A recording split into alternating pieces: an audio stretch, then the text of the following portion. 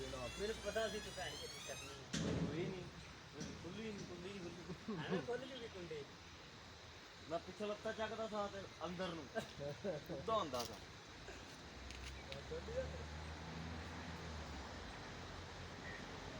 ਨਾਲਾ ਬਾਹਰ ਹਾਂ ਠੰਡਾ ਪਾਣੀ ਬੰਦ ਨੇ ਠੰਡਾ ਪਾਣੀ ਠੰਡਾ ਠੰਡਾ